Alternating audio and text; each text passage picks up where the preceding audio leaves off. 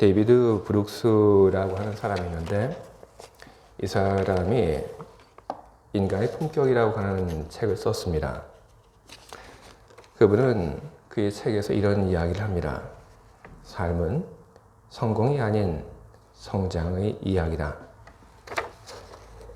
그가 이런 말을 하게 된 것은 칸트 때문입니다. 칸트는 인간은 모두 뒤틀린 목재라고 말을 했습니다. 이 뒤틀린 목재에서 고든 것은 아무것도 만들 수 없다. 데이비드 브룩스는 칸트의 이와 같은 인간의 이해에 깊게 공감을 했습니다. 그리고 삶의 궁극적인 목적이 외적 성공이 아니라 뒤틀린 목재와 같은 인간이 바르게 되는 것에 있다고 그는 믿고 그 이야기를 그의 책에서 전하고 있습니다. 데이비드 브룩스에게 있어서 외적 성공이란 그것은 이력서의 적을 항목에 지나지 않는 것처럼 그렇게 보입니다. 그는 이야기를 합니다. 이력서의 적을 항목들을 만들기 위해서 살지 말고 내적 성장을 위해서 사십시오. 성공이 아닌 성장을 꿈꾸고 성공이 아닌 성장을 위해서 살아가라고 하는 이 말, 무척 우리의 마음을 뒤흔드는 그런 메시지입니다. 그런데 데이비드 브룩스가 한 이 말은 성경이 이미 오래전부터 우리들에게 전하고 있는 그런 내용입니다. 오늘 제가 여러분들 앞에서 읽은 이 말씀 중에 3장 12절에 있는 말씀, 긍휼, 자비, 겸손, 온유, 오래 참음의 옷을 입어라. 성경이 이 이야기를 우리들 모두에게 전하고 있습니다. 성경이 전하고 있는 이 말은 바로 모두가 내적 성장을 이루는데 힘을 쏟으라는 이야기입니다. 내적 성장을 위해서 힘을 쏟고 그래서 그 내적 성장을 통하여 각 사람이 품격을 갖고 그리고 품격을 높이는 그런 사람이 되라는 이야기를 하고 있는 것입니다. 옷을 입어서 우리는 부끄러운 것을 가립니다. 그것처럼 긍휼, 자비, 겸손, 온유, 오래 참음 이런 덕목들을 갖춤으로 부끄러운 것들을 감추고 그리고 각 사람의 품격을 높이라고 이야기를 하고 있는 것입니다. 품격을 높이라고 하는 말을 옷 입기에 비유한 그 이유가 무엇일까 저는 좀 생각을 해보았습니다. 그것은 옷이라고 하는 것은 처음부터 우리들이 가지고 태어난 것이 아니기 때문에 그런 것입니다. 옷이라고 하는 것은 태어나서 얻는 것입니다. 이와 마찬가지로 골로새서에서 이야기하는 그 덕목들은 우리 본성은 아닙니다. 하지만 그것이 우리 본성은 아니지만 그런 덕목들을 우리들이 살면서 갖출 수 있기 때문에 그래서 긍휼, 자비, 겸손, 온유, 오래 참음의 옷을 입자고 성경은 우리들에게 이야기를 하고 있는 것입니다. 우리는 왜 이런 덕목들을 갖추기 위해서 노력을 해야 하며 왜 우리는 그리스도인의 그 품격을 갖고 그 품격을 높이기 위해서 우리는 힘을 써야 하는 것일까요? 우리는 탕자의 비유 속에서 아버지의 재산을 다 탕진하고 거짓걸로 아버지에게 돌아온 아들의 이야기를 우리는 보게 됩니다. 거지의 모습으로 집으로 돌아온 그 아들에게 아버지가 한 것은 무엇입니까? 아버지는 그 아들에게 다가가서 모든 것을 다 품어주고 그리고 그 아들의 손에 반지를 끼워주고 그리고 아들에게 새 옷을 입혀주었습니다. 돌아온 그 아들이 바로 당신의 아들이었기 때문에 그래서 아들임을 선포하고 그 아들에 걸맞는 그 신분에 걸맞는 옷을 그에게 입혀준 것입니다. 오늘 우리가 읽은 성경 속에 너희는 하나님이 택하사 거룩하고 사랑받는 자, 이런 말이 나옵니다. 우리들은 이 말을 보면서 무척 부끄러운 마음을 갖습니다. 나는 과연 하나님이 택하고 그리고 거룩하고 그리고 사랑받는 그런 사람일까? 우리는 성경이 말씀하고 있는 이 말씀에 걸맞는 그런 모습을 우리는 갖춰야 하는 것입니다. 그것을 품격이라고 하는 말로 정의할 수 있는 것입니다. 그리스도인들이 품격을 가지는 것도, 그리고 그리스도인들이 높은 품격을 갖기 위해서 늘 애를 써야 하는 것, 그것은 우리 선택이 아닙니다. 그것은 우리들이 반드시 그렇게 해야 하는 우리의 의무인 것입니다. 저는 여러분들에게 설교를 시작하면서 계속 품격 이야기를 합니다. 그리고 품격을 갖고 그리고 품격을 높이라는 이야기를 하고 있습니다. 그렇다면 품격이라고 하는 것은 도대체 뭘까요? 어떤 책에서는 이렇게 이야기합니다. 품격이라고 하는 것은 굳은 절적, 높은 식견, 훌륭한 태도, 아름다운 자태 등을 종합하여 평가되는 뛰어난 인간성을 말한다. 성경 속에 나오는 옛 사람들의 모습을 떠올리면 이 말이 어떤 말인지 우리들에게는 보다 잘 이해가 됩니다. 예수님의 모습, 그리고 사도 바울의 모습을 한번 생각을 해보시기 바랍니다. 예수님을 모함하려고 했던 사람들에게 예수님께서 어떻게 대하셨습니까? 사도 바울을 억울하게 감옥으로 집어넣은 사람들에게 그는 또 어떻게 처시를 했습니까? 예수님의 그 모습 속에, 그리고 사도 바울의 모습 속에, 그리고 우리가 알고 있는 존경받는 성경의 신앙인들의 모습 속에 우리들은 추잡하고 상소리해야 되는 그런 모습들을 우리는 조금도 찾아볼 수 없습니다. 그들은 높은 품격을 가지고 살았습니다.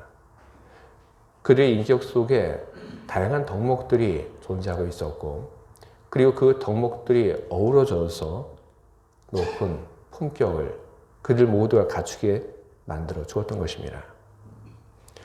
우리 안에 덕목들이 쌓이고, 그리고 그 덕목들이 어우러지게 되면 품격이 만들어지고, 그리고 만들어진 그 품격은 우리의 행동을 지배합니다. 성경은 품격이 사람의 행동을 지배하는 것에 대해서 이야기를 합니다. 누가 누구에게 불만이 있거든 서로 용납하여 피차 용서하되 주께서 너희를 용서하신 것 같이 너희도 그리하고.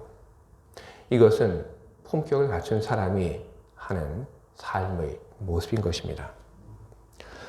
로마 철학자 키케로는 의무에 대하여 이익과 미덕이 충돌할 때 무엇을 우선할까 그는 묻습니다. 선한 사람이라고 하는 칭호와 그리고 그 명성을 포기하고 사람이 과연 얻을 만한 그런 이익이 있을까 그는 묻습니다. 그리고 그는 곧 대답을 합니다. 세상에 그런 것은 없다. 설령 존재하더라도 그것은 인간으로 차마 못할 짓이다. 사람이 야수로 변하는 일과 겉모습만 남은 채 야수와 같은 잔인함과 야비함을 품고 행동하는 일이 어떤 차이가 있는가? 미덕을 버리고 이익을 쫓는 일은 야수로 가는 길이나 마찬가지다. 우리는 품격이라고 하는 것이 어떻게 만들어지는 것인지를 안다면 이 키케로의 말에 우리는 깊게 공감을 하게 될 것입니다. 그리스도인의 품격, 그것은 여러 가지 다양한 미덕들이 우리 안에 생김으로 만들어지는 것입니다. 그리스도인의 그 품격이라고 하는 것은 어디서 갑자기 뚝 떨어지는 것이 아닙니다. 그리스도인의 그 품격이라고 하는 것은 단시간 안에 만들어지는 것도 결코 아닙니다. 품격을 만드는 그 미덕들은 나날이 노력하고 그리고 사람이 자기 자신과 싸워서 얻을 수 있는 그런 덕목들인 것입니다. 긍휼, 자비, 겸손, 온유, 오래 참음. 이것은 매일매일 나의 삶 속에서 나와 싸워 나가는 일들을 통해서 조금씩 쌓아 올리고 그리고 완성해 갈 수가 있는 것입니다.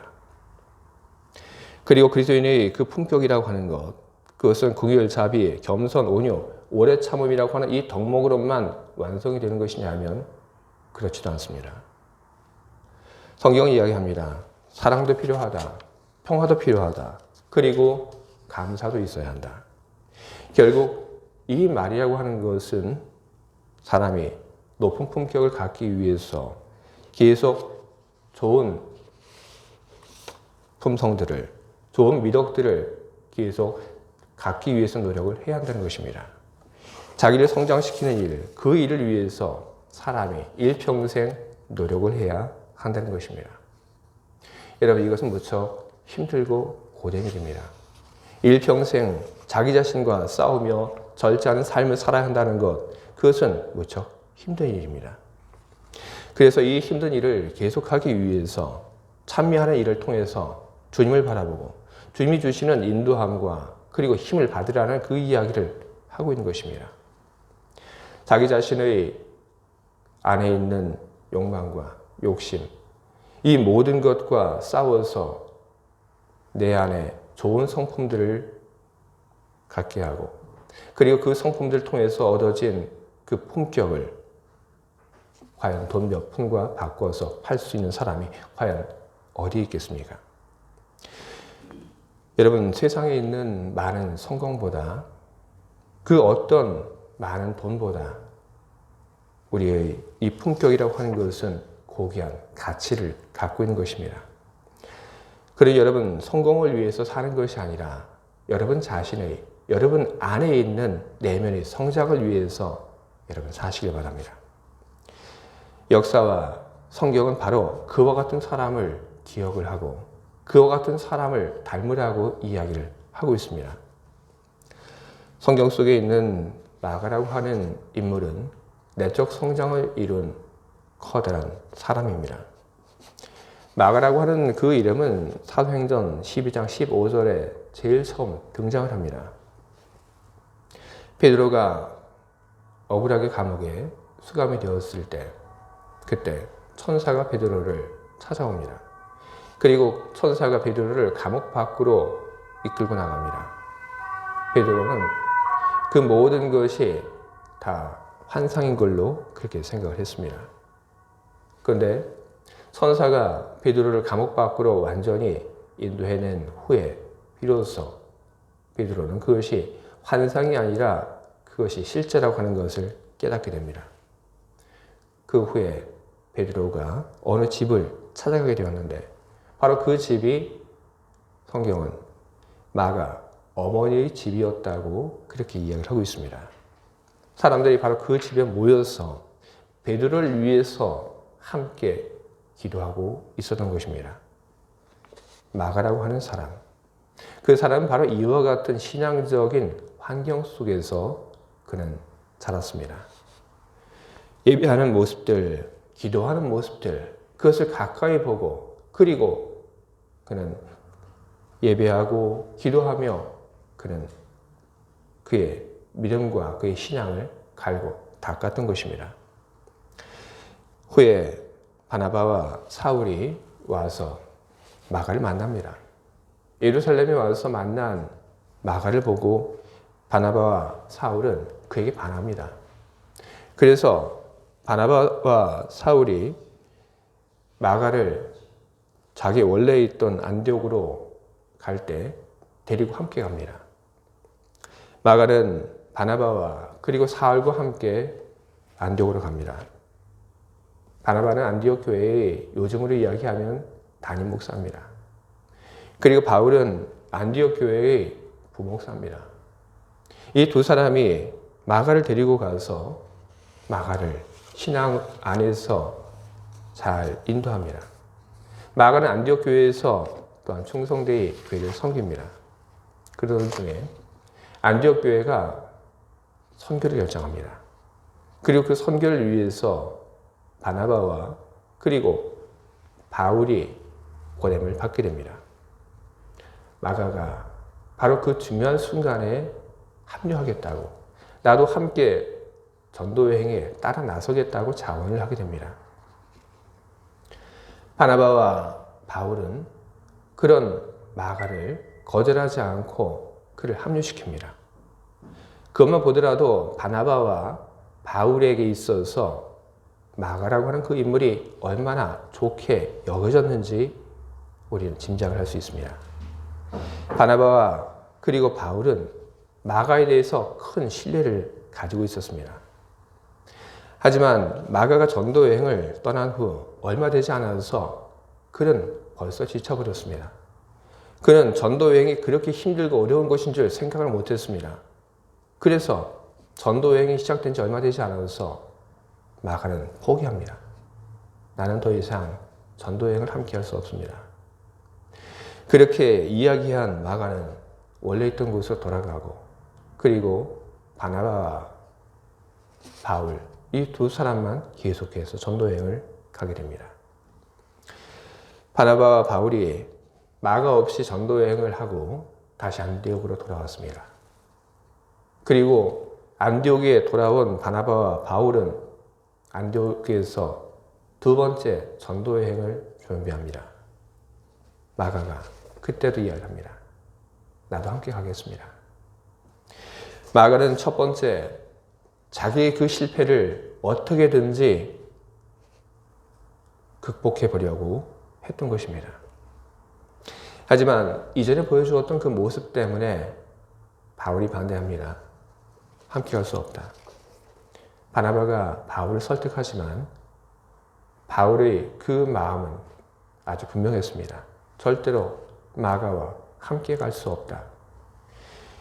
이 일로 인해서 마가를 감쌌던 바나바는 마가를 데리고 전도여행을 떠나게 되고, 그리고 바울은 실라를 데리고 전도여행을 떠나게 됩니다.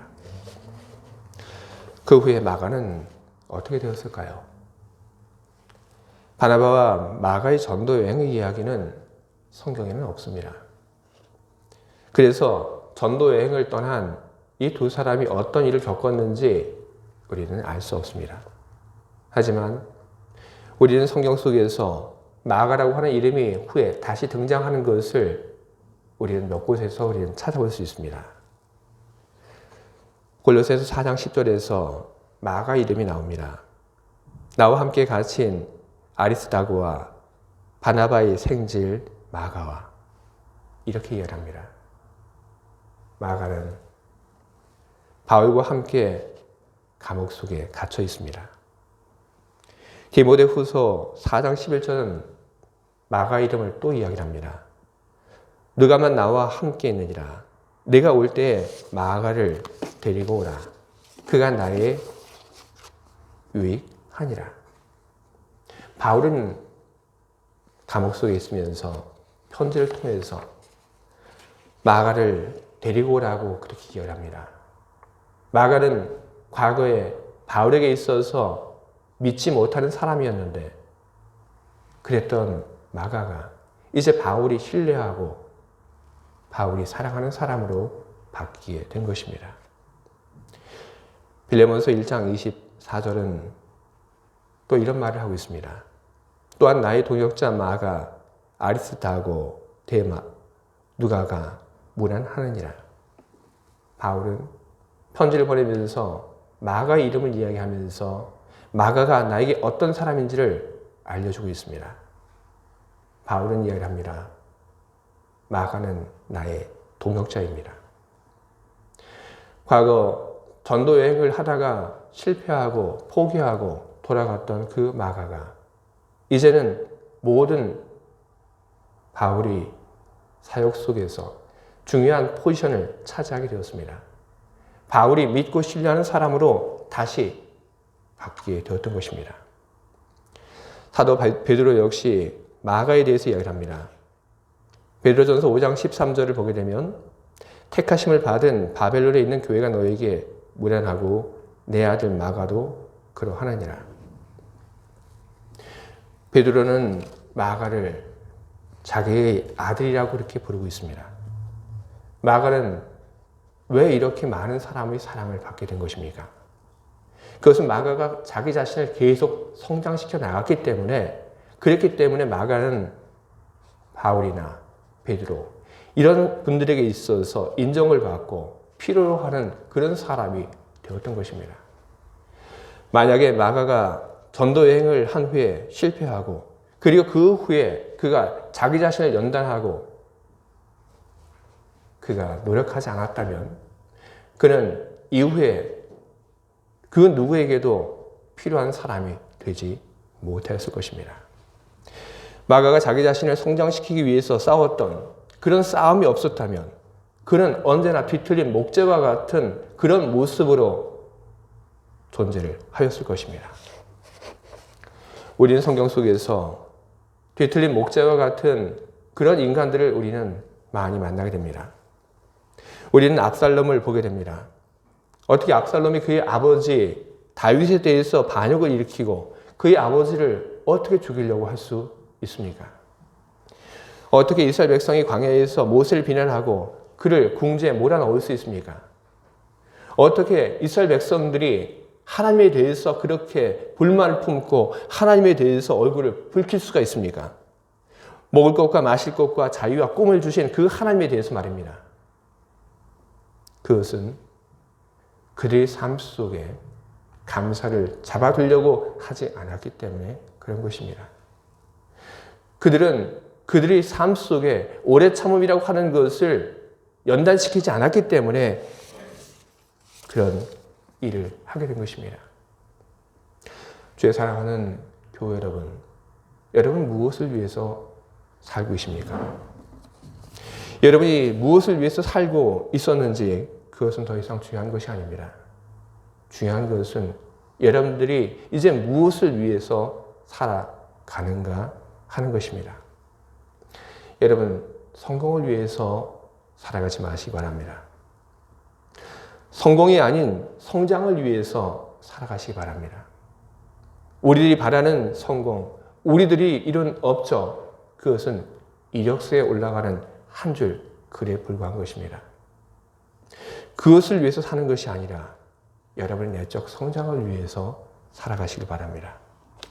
세상의 사람들도 그렇지만 신앙을 가진 사람들은 더욱더 성공이 아닌 성장을 위해서 살아가야 한다는 그 말을 기억을 해야 할 것입니다. 그 말을 기억하며 여러분의 성장을 여러분 삶의 궁극적인 목표로 삼으시기 바랍니다.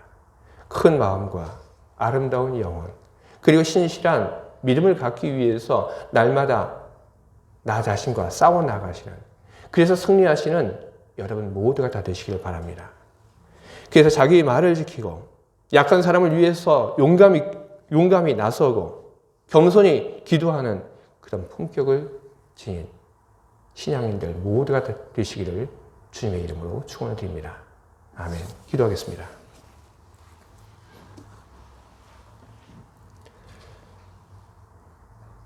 하나님, 우리가 어떤 목표를 가지고 살아야 하는지 오늘 주신 말씀을 통하여 우리가 우리의 길을 새겨보았습니다. 우리들이 지금까지 어떤 목표를 가지고 살아왔는지 그것은 더 이상 중요하지 않습니다. 이제 우리들에게 중요한 것은 우리 어떤 목표를 가지고 살아가는가 하는 것입니다. 성공이 우리의 궁극적인 목표가 되지 않도록 성령을 통하여 우리를 도와주시옵소서. 우리 내적 성장을 위하여 우리들이 힘을 쏟고 노력하는 그런 삶을 살게 하여 주시옵소서. 어제보다 더 너그러운 마음, 어제보다 더 큰 영혼의 아름다움을 가진 것을 기뻐하며 내일은 더 나은 나 자신을 위해서 기뻐하며 소망하며 힘쓰며 살아가는 우리가 되게 하여 주시옵소서. 예수님께 받은 그 은혜를 기억하며 예수님과 같은 그 모습을 우리 안에 담기 위해서 노력하는 우리의 길을 주님 바라봐 주시고 축복하여 주시옵소서. 예수 그리스도 이름으로 기도합니다. 아멘.